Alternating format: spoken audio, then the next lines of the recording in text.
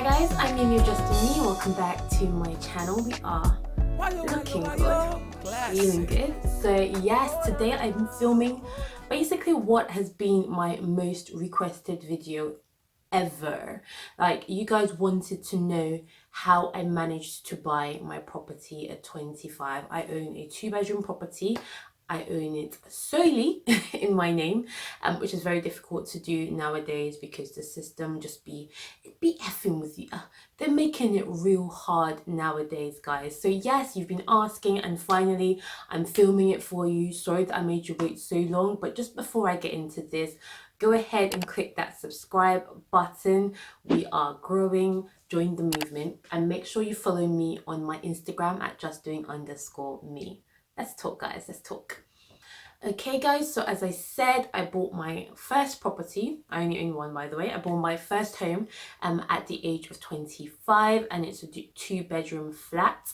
It's just on the outskirts of London, sort of on the border of Hampshire and Surrey.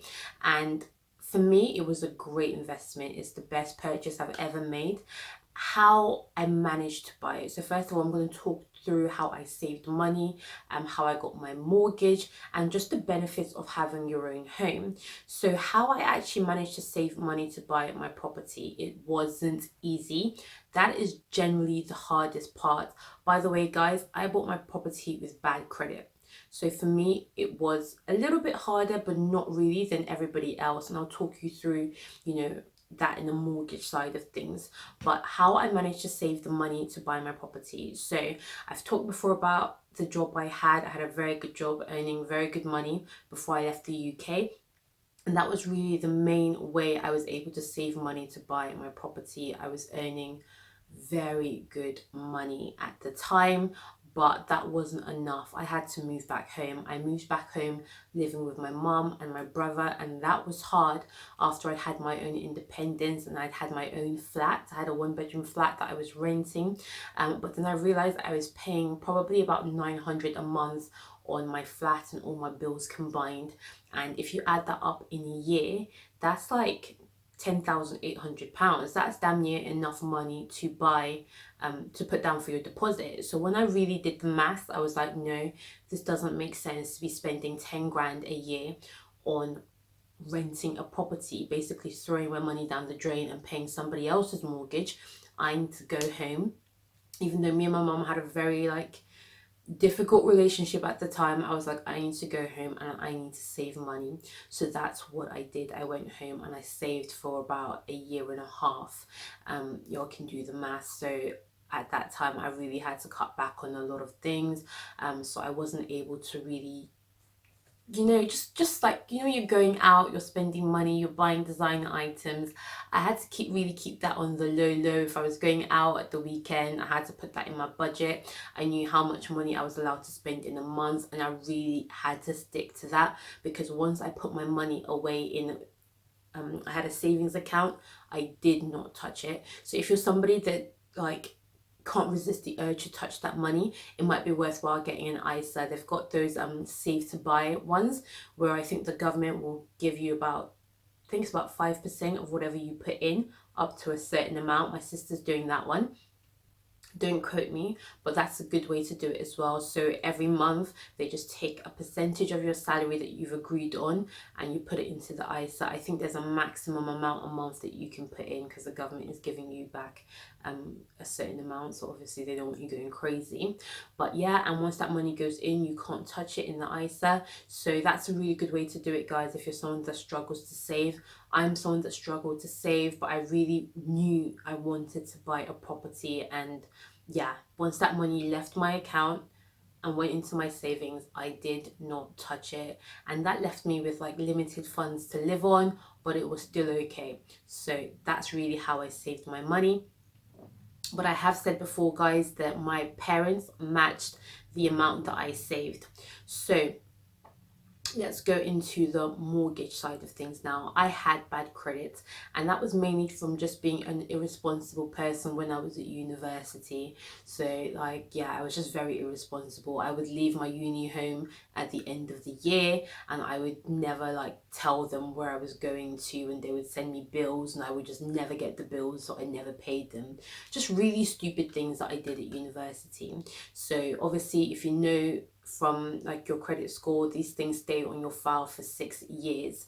So the stuff that I had was coming off of my file. So stuff like unpaid phone bills, which I obviously paid, but like once it's on your file, you're stuck. So guys, be smart and make sure you check your credit score. That was something that I was doing a lot. I paid to know what my credit score was every month, and I took out 2 credit cards. So I didn't really need them because I was saving a lot, but to build up your credit rating, it's very good to have things like this. So like your phone bill will count towards your credit score, credit cards will count towards your credit score. Things that you're paying on credit are great. When I say your phone bill, that's obviously if you have like a contract phone and not a pay as you go. So I made sure I paid all my bills on time. I made sure I never maxed out my credit cards. I was using them. You have to use the credit cards. You can't just get them and keep them. You know, they want to see that you're using the credit cards and you're paying them off, you know, a good sizable amount. I was actually paying them off in full, and that really helped to increase my credit score. So by the year and a half, when I was actually ready to buy my property, my credit rating was pretty good. I still had things on my statement on my credit score from years and years ago, but I didn't want to wait for them to fall off. So I went and I started doing some research about lenders who would work with people that had bad credit. Now, if you've got bad credit, a lot of the high street banks will not work with you. So you do have to do your research. But if you've got good credit, high street banks will generally give you a much better rates than any other credit lender.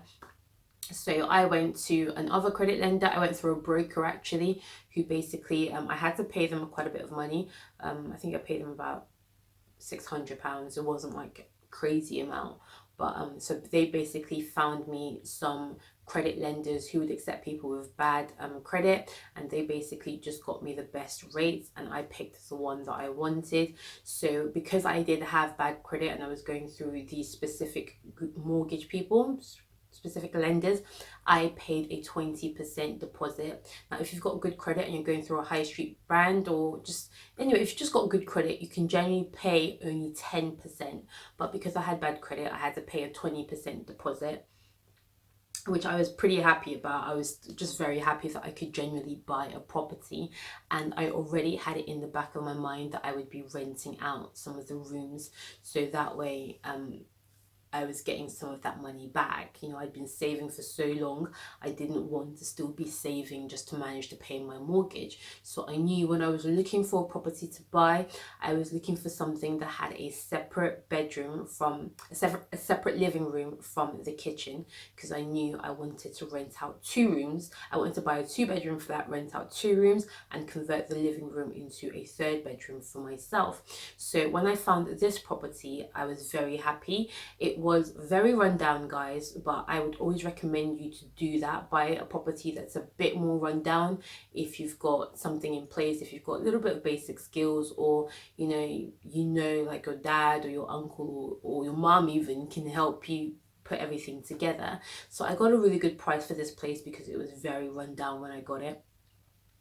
And I did it all up myself, because after I paid my legal fees, after I'd paid the service charge, after I'd paid my broker fees, after I'd paid my deposit, like after I paid you have to get all these checks, land registry checks, you have to get a survey on the flats, like after all those things, they really do add up, guys. I didn't have any money to actually do up the flats. So in the back of my mind, I was like, okay, I've got a good chunk of money saved. My dad and my mom have matched what I've saved. But by the end of the whole process, all that money was gone. And I was like, crap, this place is a dump.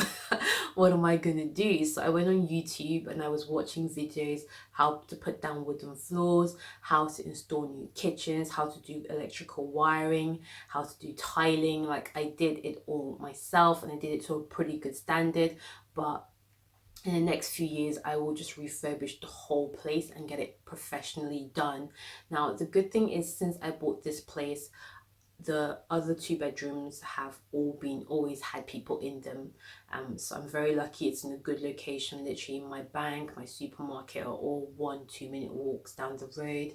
Really good location, train station straight into London, 2 minutes down the road. So it's always been very easy to fill. So I would say as well, if you're looking for a property, get one in a good location, because over time that will only appreciate. You don't want to get a property that in a few years time and it's not even worth what you paid for it. Location, location, location. If you're going to take anything away from this, take that away from it. Okay, let it have good transport lines. If it's got good transport lines, generally you're good. It will appreciate in value. But basically, since I bought this property and I did it up, I have not really paid any of my mortgage myself. 2 other rooms that I rent out have paid my mortgage and some of the bills on top as well. So as far as I'm concerned, that's a great investment. Let's see how much I've collected in rent in the last 2 years. Let's see. It will change a little bit because in the second year I collected a lot more because I had 3 rooms available when I was living in Barcelona. But let's say I've collected about 25,000, pretty much £25,000 in rent in 2 years. That is almost as much as a deposit I paid. So it's been a great investment, guys. What can I say? So if you've got bad credit, do not let that stop you. It might be better off going through a broker because they can get you the best deals. Obviously, the interest rate I'm paying is not as good as if I'd gone to a high street bank, but now 2 years has gone. The negative things I had on my statement have dropped off. I've got good credit, so now I'm ready to remortgage and take out some of that equity that I have in the property. So at the moment, let's say I've got 25% equity now in this property. To get a normal high street bank mortgage, you only need 10% of equity. So that's 15% equity that I can take back. That's going to be almost 20 grand or something that I can take back. And I want to use that to buy a second property. That will have a higher deposit as well. That will be a 25% deposit because that's a buy-to-let property. So for your second property, if it's a buy-to-let, you have to pay minimum 25%. For your first residential property, you can generally get away with paying 10%. So that's what I'm doing at the moment. I'm working towards remortgaging this place, doing it all up, saving again, and then looking to reinvest that money once it's done. There was a third thing I think I said I was going to cover, no? What was that? Yeah, so I wanted to cover what it's been like having this property, but I've already touched on that. I've had 20-something thousand, 25,000 just from rent in the last 2 years. I haven't paid my mortgage at all since I got it. People have paid my mortgage for me. It's just been a smart decision. Now I feel like I'm getting to the age though where it's like, okay, do I really want to live with other people? Do I really want to be like sharing my home with other people? And now that I'm reassessing that, I think maybe when I buy my second property, I will not do what I've done again. So I'll buy a property and I'll make it my home, and I'll buy something probably a little bit nicer than this one. So yeah, for me, that's how I bought my property. It took me a year and a half to save the money. I had a good job in place. Once I opened a savings account, and when I put money in there, I did not touch it.